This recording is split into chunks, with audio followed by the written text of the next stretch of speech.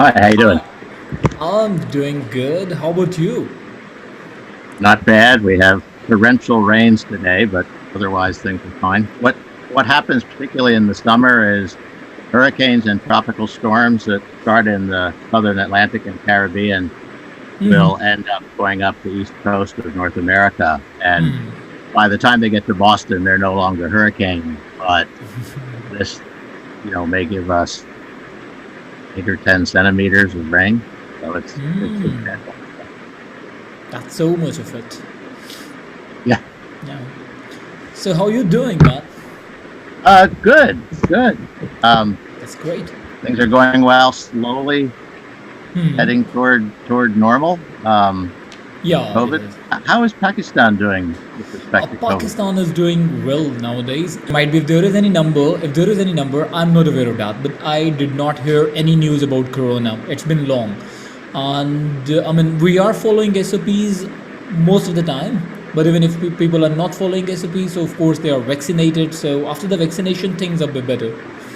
Yeah, yeah. Yeah. Well, I'm glad to hear that. It's been so variable among countries Yeah. for both biological and political reasons.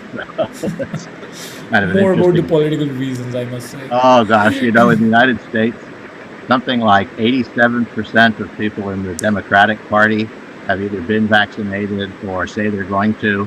And among Republicans, it's 47%. And for some Oh, reason, there's this crazy conspiracy theory that either this is dangerous or somehow it infringes on your yeah. rights In and in liberty.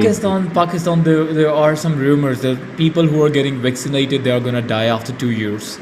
Yeah, yeah. It's just, I think there's not much you can do about these except try and, in a sense, do what you're doing fairly generally, try and Yeah. expose people to the truth and logic and go from there. True.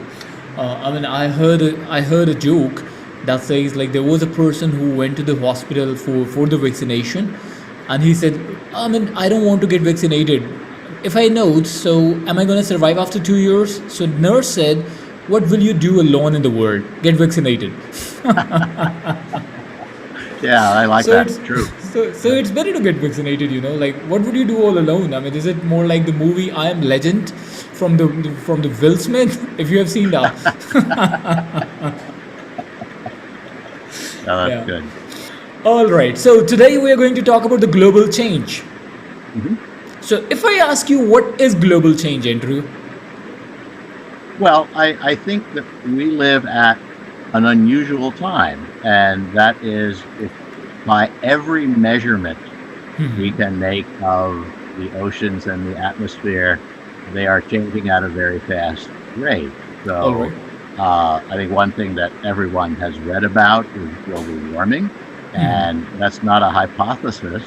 That has been documented by tons of data around the world. We know the reason for it. It is increased amounts of carbon dioxide in the atmosphere. We know why there's increased amounts of carbon dioxide in the atmosphere, and that's because of human activities. So, we can go into detail, but the plain fact is that many measurements say that our Earth is probably has changed more in my lifetime than it did in the 1,000 years before that. All right. And how global change is different than the climate change? Well, global change has a number of aspects. All Um, right. One of them is climate change. It turns out that by putting more CO2 into the atmosphere, that makes temperatures higher because of greenhouse gases. Some of that CO2 gets dissolved in the oceans, and that pushes down the pH of seawater, something called ocean acidification. The warmth removes oxygen from the oceans. And then in addition to all of those things that are either directly or indirectly related to things like CO2, there are important aspects of global change for the biota that come from habitat destruction, pollution, exploitation of species.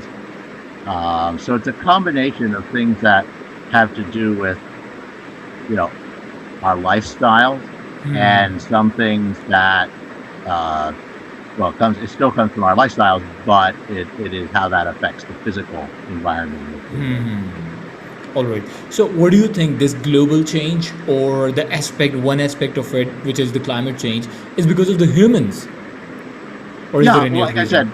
said, I think there's a very good chain of observations. Again, this isn't a hypothesis. This isn't somebody's, idea off the cuff. We know from measurements that temperatures are rising throughout the world. We know from measurements that carbon dioxide levels in the atmosphere are growing. They're about a third higher than when I was born, which, again, that on a geologic timescale, that's quite remarkable. And it turns out, because of the chemistry of carbon, we can actually fingerprint the source of the carbon dioxide that is accumulating in the atmosphere. And there's no question that most of it comes from the burning of fossil fuels, with maybe about 20% comes from clearing, say, forests for agriculture, and because a lot of the carbon in the trees goes back into the atmosphere. But mostly it is burning fossil fuels. All right. So, what are the threats if we see it after 10 years? So, what are the threats that we are going to face, might be because of this climate or the global change? Well, one of the things that we're seeing, and we're certainly seeing it right now in North America very strongly, is one prediction of global change is that there should be not only on average warmer weather, but more extreme weather events. So we had temperatures of 30 degrees Celsius at the Arctic Circle 2 weeks ago in Canada. We've had record temperatures throughout Western Canada and the Western United States. We are getting a higher probability of strong hurricanes in the Eastern United States and Caribbean. So those things they're actually predictions of global warming. And the other main prediction, and this applies to Pakistan as well, is that in general, places that are fairly dry or semi-arid are predicted to become drier.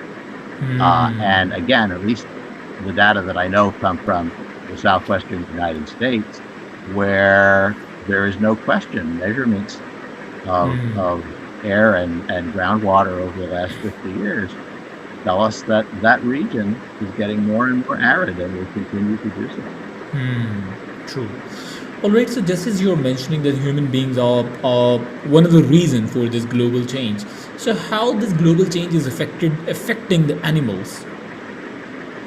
Well, in a number of ways. So we know that during the previous 100 years leading up to today, there have been a number of, again, measured changes in animals. A lot of it is in population sizes. So there was a big study of insects in Europe, and population sizes have declined by 50% or more. That's very much true of birds in North America. And there's also been, in Australia, for example, 10% of all indigenous animal species or mammal species have gone extinct in the last 50 years. And again, we know the reasons for that. For the most part, those extinctions come from the fact that we have changed habitats, and some of that is inevitable. If we have a growing population, we have to feed them. But every time you cut down a forest and make it into an agricultural field, that lessens the habitat area for animals. We know there has been a lot of exploitation. So people, hunting elephants for their tusks, overfishing.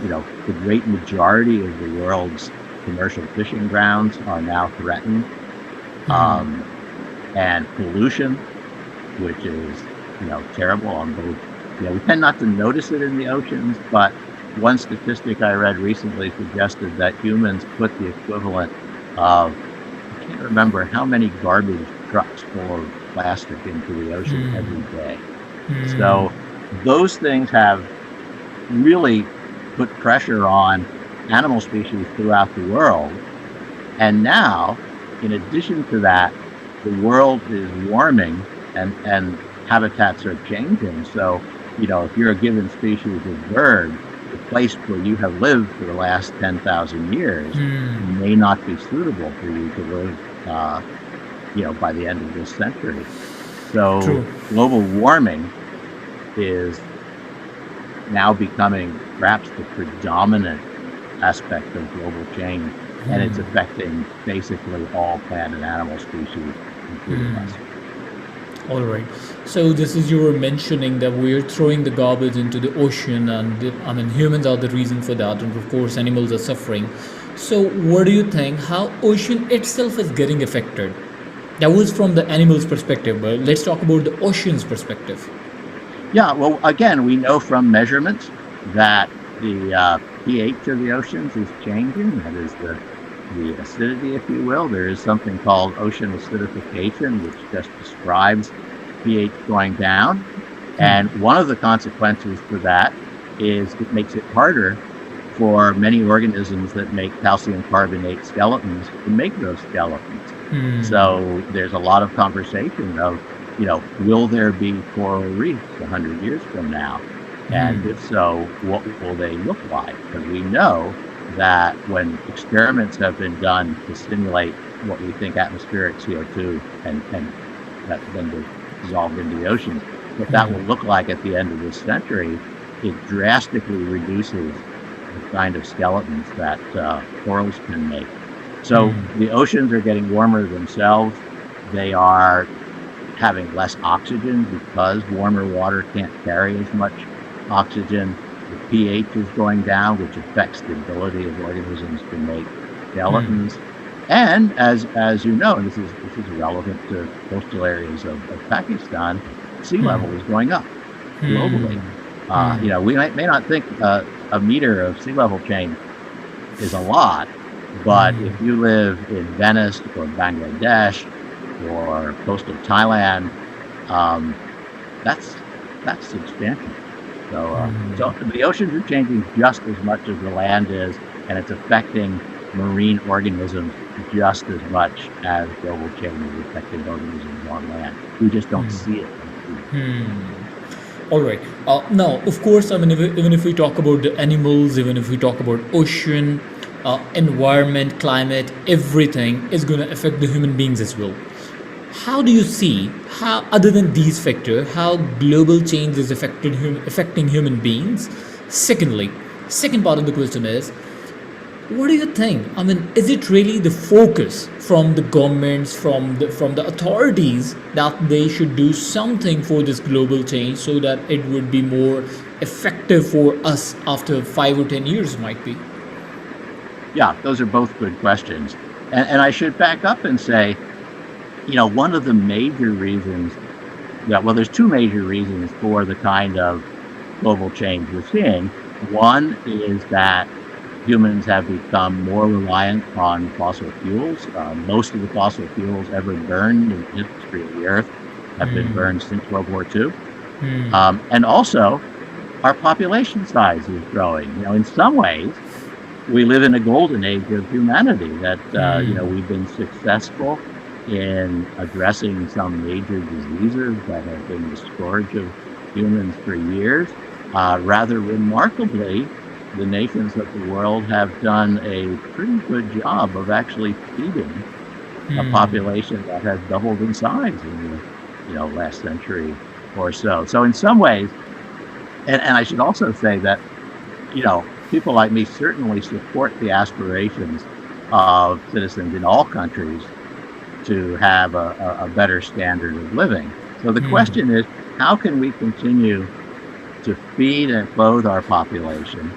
How can we continue to make life better for many people around the world, but do it in a way that doesn't fuel the fires of global change? And I think there are a lot of people around the world who are working on solutions to that, and there's solutions that go from what you and I can do as individuals to major programs that would certainly need government and international backing. So your question about governments is interesting because at least the governments that I watch closely, which are mostly, to be honest, those in the United States and Canada and Europe, but I think this is true in China and many parts of the world. Governments are finally getting the picture, and they are finally starting at least to talk the talk about addressing global change.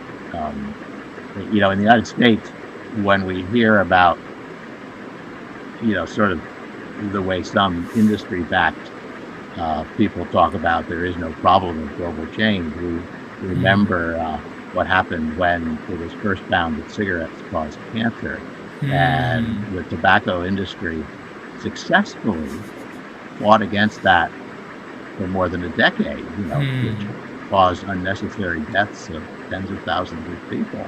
And I think that has made many people aware that we have to watch out for those people who profit from global change. If we want to move away from fossil fuels, we have to recognize that people who own coal mines and pump petroleum are not going to be happy about that. And so I think what we need to do is sort of bring everyone into the picture in a way that can make everyone feel that it's in their personal, family, community, and societal interests to change the way we live our lives. Yeah. Well, Andrew, we are living in a materialistic world where finance is everything, where these things are everything. And just as you were saying that we have to take everybody on the panel, that everybody is concerned, everybody is taking interest in this global changing. But tell me one thing, is it really affecting the businesses? Is it really affecting the economy, the finances? Because if it does, of course, it's going to affect every single human being living on this earth. They all will be concerned. If it is going to affect the business, we are going to be more concerned about that. What's your opinion on it? Well, there's no question that global change has a negative effect on finances and the business world. There have been a number of studies in Europe and in North America and certainly other parts of the world that show that, in many cases, the economies will shrink by 10% because of the problems of global change. So if you're in agriculture, you should be concerned because temperatures are changing and water availability is changing. In fact, there was a good study done. I can't remember who did it. I'm sorry, but there was a very good study done about 2 years ago, which estimated that every dollar we spend now to try to ameliorate global change will pay a dividend of $4 by the end of the century. So I think it's false logic to say that business does just fine if we don't change, because many, many different businesses will be affected negatively. And the other side of the coin, which is hopeful, is that the idea of somehow living our lives differently in terms of how we get homes, how we get our food, how we get our energy, that will actually be, I'm guessing, perhaps the major source of new employment in coming decades. So there is something to be said that for a world, and you're right, there are a lot of people who think, what's my best way to make a profit? For many people, there will be profit in helping the world to reach a better place. You've also mentioned, just because we were talking about the essentials for the human being, finance is one of those. Second thing that you've just mentioned is the food. So how is it affecting the food? Well, it changes productivity on a regional basis, and so there will be places that will be able to grow food better, Hmm. 20 years from now than they can now. There are many places where agricultural yields will go down, and part of that is that most of the infrastructure for taking those food from the fields and getting it to people is based on the places that are going to suffer with global change. So I think that, we do have, I think, a remarkable capacity to feed the world. I think many places in many parts of the world are becoming more sensitive to global change in the way that agriculture is done. Certainly in the United States and Canada, consumption of beef has declined uh, substantially because people are moving towards sources of protein that require less, they generate less CO2 in the manufacture of those, and there's a healthy movement, toward less animal protein in diets. Anyway, so a lot of things are happening, and the one thing that I really have high hopes for is not that we need to grow more food as population grows, but we need to actually get that food successfully to people. So in Europe, for example, something like a third of the food that is grown in fields is never eaten because it spoils, either on the way to the market or is not bought. Um, so if you think about it, simply by This is such a preserving serious and situation. preparing our food in a different way, we could feed many more people without increased land devoted to agriculture. So that's just one of those areas where bright, creative people like engineers can substantially change, our relationship to food. So, Andrew, just as you're mentioning, I mean, the wastage of the food is happening because of the global warming as well, or might be because of the climate environment. Of course, I mean, these are a bit of the perishable items that we usually get. Now, my question is, if it is affecting everybody, I mean, it's affecting ocean, it's affecting animals, it's affecting human beings, and human beings are one of the reasons for that. So, what are the steps, and we were also talking about that every human being should take and trust into the global warming thing, global change, they should understand it, why and what is happening because of these things. So what are the steps that every individual can take to protect this global warming?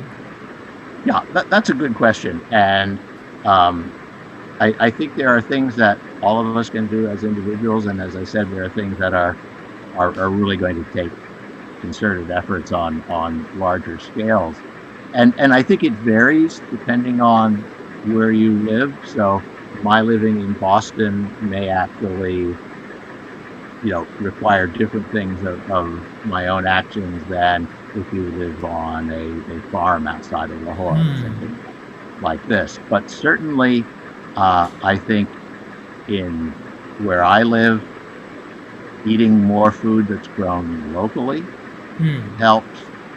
Eating a diet that has more of the protein we eat coming from sources that require less or generate less CO2 in formation. I think in a place like Boston, where it's cold in the winter and hot in the summer, the way we insulate our homes can dramatically decrease the amount of energy we spend on heating and cooling. Certainly in North America and Europe, there is a strong movement toward hybrid and electric automobiles. Now, you still have to generate electricity for an electric car, but you can generate that by, say, wind power. You don't need petroleum to do it. So all of those things and many more are things that we can contribute to as individuals. And, there's 8 billion of us. So even if what you or I do as an individual is modest, if many people do it, it has a major effect. And at the same time, one has to give engineers credit that the amount of fuel that it takes an airplane to fly between Boston and London has dramatically dropped in the last 20 years. The amount of, the distance I can go in my car on a liter of petroleum is twice what it was when I was younger. There are a lot of things that are being done, and I think the real questions are, can we find ways of actually removing CO2 from the atmosphere? That's not something you and I are going to do on our rooftops, but there are actually pilot programs that are successful in scrubbing carbon dioxide from air. Now, they're expensive, and you can't do it on a scale that would change the world, but it shows there's a path forward. Also, one of the big impediments to making better use of, say, electric automobiles and other things that use renewable fuel sources is batteries, because you need good batteries to be able to use these. And so again, there's a lot of research on batteries that have much more favorable properties than the ones we use now. So I think when you back up, I think the hopeful thing is that unlike global change in geologic history, we know we're the source of that global change now, and because humans have a great deal of collective ingenuity, we can be the solution if we choose to be. And if we Wonderful don't, statement. if we don't, I hesitate to say we'll get what we deserve, because a lot of people will get what other people deserve in this case. But I think we just all have to do what we can to make a world that our grandchildren can thrive in. And it's not only for us, it's going to affect the next generation, it's going to affect our children. So we need to work on it. True. And all the solutions. Yes, please continue. No, you're absolutely right. In fact, yesterday I was talking to someone from a sort of think tank group in the United States whose motto is, "We strive to be better ancestors." I think that's the way we all should think. Oh, that's a wonderful statement. Good one. Yeah. So that was also one of the best statement that I got from you today. That if we are the reason for this, so we are also gonna suffer from this. That's true. So we have to look for the positive ways, positive things that are going to give us benefit quite near in future, inshallah. So, well, Andrew, thank you so very much for this comprehensive talk. It was such a lovely moment to listening to you.